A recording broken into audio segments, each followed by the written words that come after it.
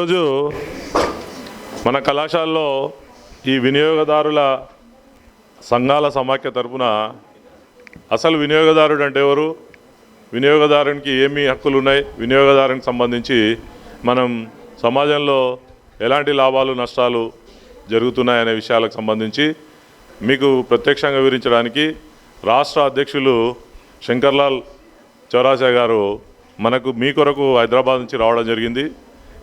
కాబట్టి ఈ కార్యక్రమాన్ని మీరందరూ సావధానంగా విని వాటిని నిత్య జీవితంలో వినియోగించుకోవాల్సిందిగా కోరుతూ ఈ కార్యక్రమాన్ని ఉద్దేశించి అధ్యక్షుల వారైన కళాశాల ప్రిన్సిపాల్ గారు తొలి పలుకులు పలకవలసిందిగా కోరుతున్నాం.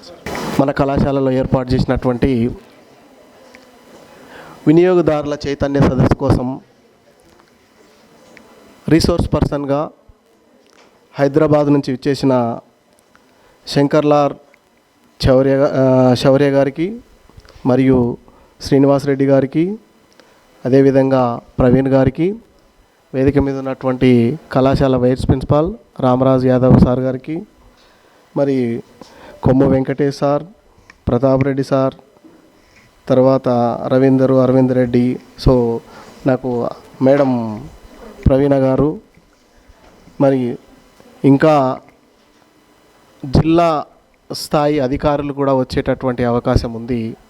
మరి వీరందరికీ నాకు ఇప్పుడే పరిచయం అయింది కాబట్టి ఒకవేళ మీ అందరి పేర్లు మర్చిపోతే మన్నించండి. సో అదేవిధంగా కళాశాల విద్యార్థినులందరికీ, నాతోటి అధ్యాపకులకు మరొక్కసారి శుభాభివందనాలు. కళాశాలలో మేము చాలాసార్లు మీకు ఇదే మాట చెప్తుంటా, మళ్ళీ అదే మాటతో మొదలెడతాం. కళాశాల అంటేనే సామాజిక సమస్యల పట్ల చైతన్యాన్ని పొందడమే. కేవలం పుస్తకాల్లో ఉన్నటువంటి అంశాలను నేర్చుకొని వాటిని పరీక్షల్లో రాసి ఉత్తీర్ణులై ఒక సర్టిఫికెట్ తెచ్చుకోవడం వల్ల వచ్చేటటువంటి ప్రయోజనం కంటే సామాజిక సమస్యల పట్ల అవగాహన పెంచుకొని అందులో మీరు చైతన్యవంతులైతే అది సర్టిఫికెట్ కంటే ఎక్కువగా మీ జీవితానికి ఉపయోగపడుతుంది. అందుకే మనం చాలా రకరకాల సమస్యల పట్ల కళాశాలలో కార్యక్రమాలు ఏర్పాటు చేస్తుంటాం.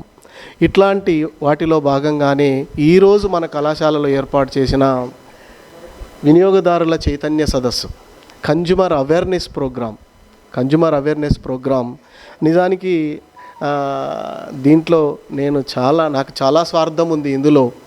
ఎందుకంటే నేను కామర్సు లెక్చరర్గా పనిచేయటమే కావచ్చు, లేదా మీ అందరు అనుకునేటట్లుగా కన్జ్యూమర్ ప్రొటెక్షన్ యాక్ట్ అనగానే గుర్తుంచేటటువంటిది కామర్స్ వాళ్ళే. ఇందులో ఒక లెక్చరర్గా నేను, మరి ఈ సబ్జెక్టు పట్ల గొప్ప అవగాహన ఉన్నటువంటి కామర్స్ విద్యార్థులు, వీళ్ళందరికీ అవగాహన ఉంటుంది, ప్లస్ అవసరము ఉంది. ఒకటి నేర్చుకోవడానికి, చైతన్యం పొందడానికి, మరియు మీకు పరీక్షల్లో దాని గురించి రాయడం కూడా ఉపయోగపడుతుంది. అంతకు మించిన విషయం ఏంటంటే ఈరోజు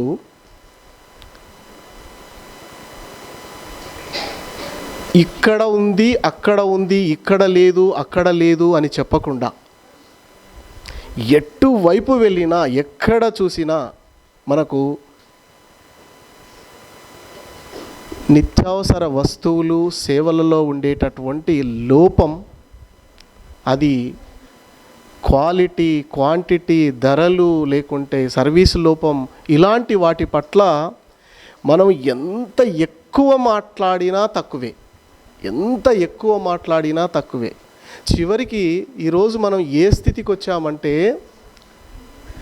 పీల్చుకునేటటువంటి గాలి కూడా ఈరోజు స్వచ్ఛమైనదిగా లేదు. మరి ఇట్లాంటి పరిస్థితులను మనం ఎట్లా బయటపడాలి, ఏం చేయగలగాలి, మనం ఏం చేయాలా అనేది నీవు నేను కూర్చొని మాట్లాడుకుంటే సరిపోదు.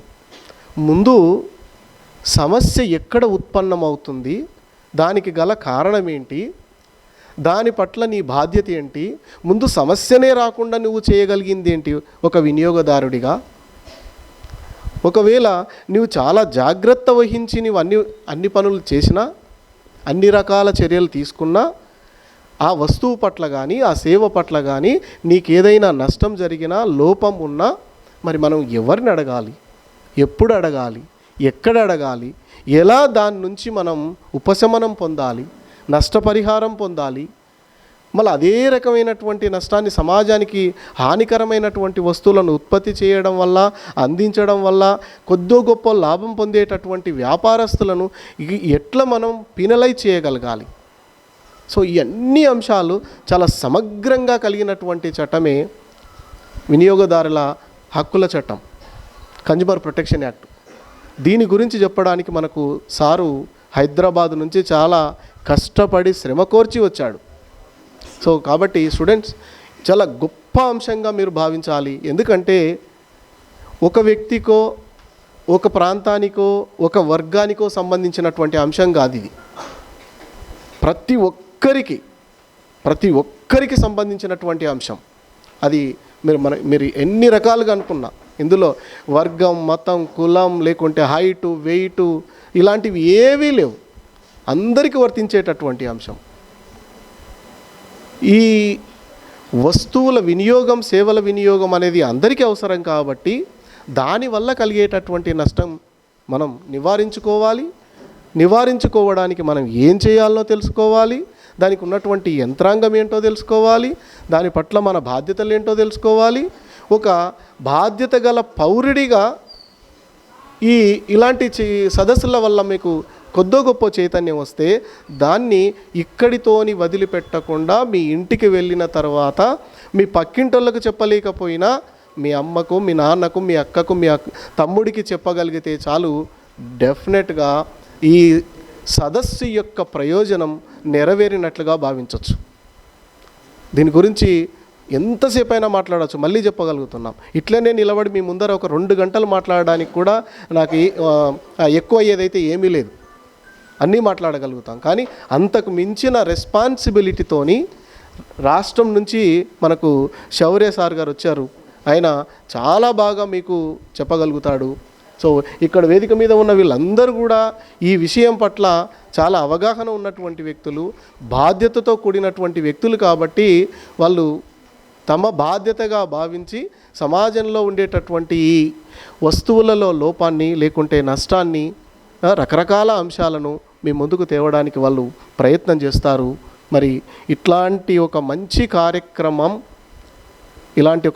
కార్యక్రమం వినియోగదారులను చైతన్యం చేసేటటువంటి ఒక మంచి కార్యక్రమానికి వేదిక అయినటువంటి మన కళాశాల నిజంగా చాలా చాలా చాలా అదృష్టంగా భావించాలి. అందులో మీరు భాగస్వాములు అవుతున్నందుకు నిజంగా ఒక రకంగా మీరు అదృష్టవంతులు. ఎందుకంటే చాలా విషయాల పట్ల అవగాహన ఇవ్వడం వేరు, అందరికీ ఉపయోగపడే అంశాల పట్ల అవగాహన కల్పించడం వేరు. సో ఒక గొప్ప అంశం అమ్మ. మీరు చాలా హ్యాపీగా ఫీల్ అవుతూ మరి సారు చెప్పేటటువంటి ప్రతి అంశాన్ని జాగ్రత్తగా విని వదిలిపెట్టకండి, ఖచ్చితంగా ఆచరించండి. ఈసారి ఏం చెప్తున్నాడో ముందు గమనించండి. ఆ గమనించింది మన జీవితానికి ఎట్లా అప్లై అవుతుందో చూడండి. ఎక్కడెక్కడ మీరు దాన్ని అమలు చేయగలుగుతారో చూడండి. డెఫినెట్గా ఐఎమ్ షూర్ సార్ లెక్చర్ మీకు ఖచ్చితంగా ఒక మంచి అవేర్నెస్ని కల్పించేటటువంటి అవకాశం ఉంది. కాబట్టి ఆ అవగాహన పొంది ఈ ప్రోగ్రామ్ను సక్సెస్ చేస్తూ రేపు మీరు కూడా మీ వంతుగా ఎక్కడో ఒక చోట కన్జ్యూమర్ ప్రొటెక్షన్ అనగానే నేను మాట్లాడతా అని చెప్పగలిగేటటువంటి స్థాయికి మీరందరూ రావాలని కోరుతూ మరి ఈ ప్రారంభంలో నాకు మాట్లాడే అవకాశం ఇచ్చినటువంటి అందరికీ ధన్యవాదాలు తెలుపుతూ ముగిస్తున్నా. థ్యాంక్ యూ అన్నాడు. ధన్యవాదాలు సార్.